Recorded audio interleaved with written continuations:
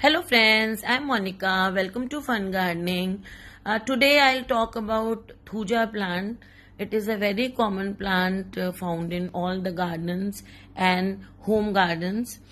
It comes in two varieties, green variety and yellowish variety or the golden variety. Both look very beautiful. This plant likes well-drained soil. To make that soil, take 1 part of soil, 1 part of organic manure and 1 part of river sand.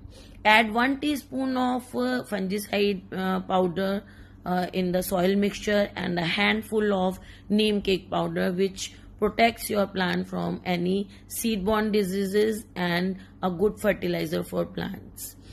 Drainage system of the pot or the container should be very good to grow this plant. This plant likes moist soil but not soggy. Don't like to be set in water but likes moist soil. Don't let the soil dry between watering. Keep the soil moist all the time and add fertilizer twice a year, once in September and once in February.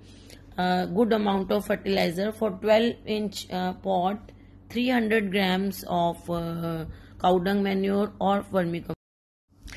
And then the whole year give liquid fertilizer every 10 days.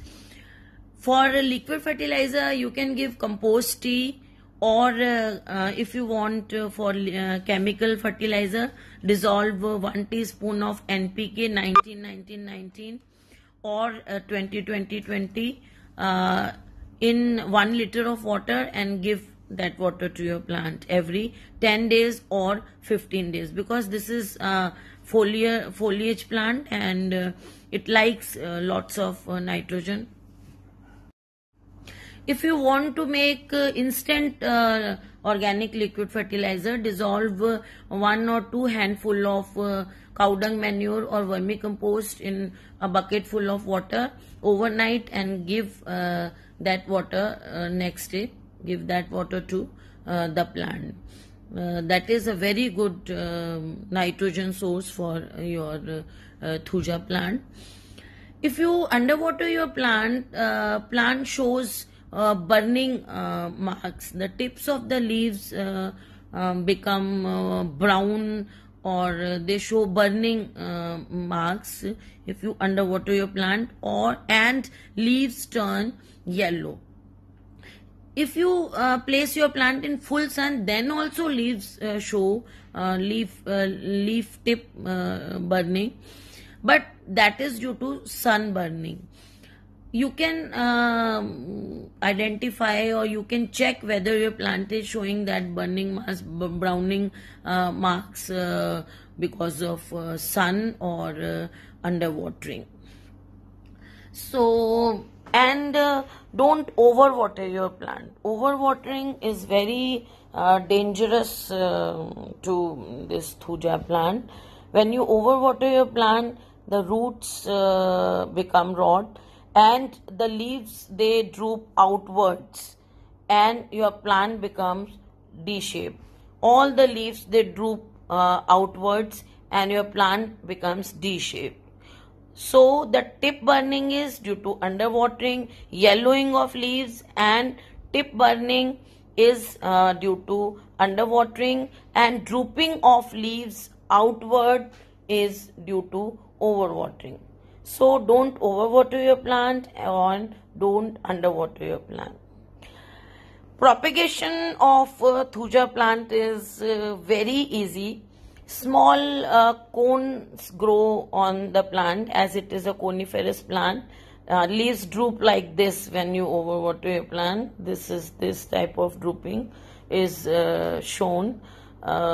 This is a sign of overwatering.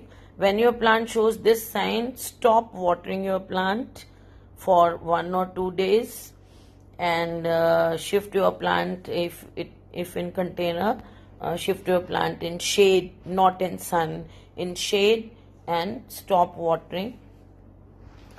And as I was saying, small cones grow on this plant. Those are cones. People say call them seeds or fruits. They are cones, and when those cones mature, they split and leaves come out from the cones.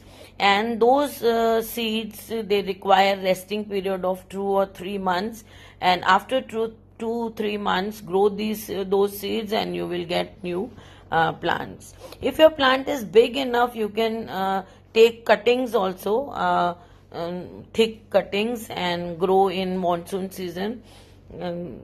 It can grow from those cuttings also. And if your plant is very tall, you are planting a tall plant, 4-5 feet tall plant in ground or in container. Place your plant firmly in the ground, in the soil, so that otherwise the strong winds can uproot your plant. So place your plant firmly. You can place some stones near your plant 1 or 2 days, and after that you can remove those stones.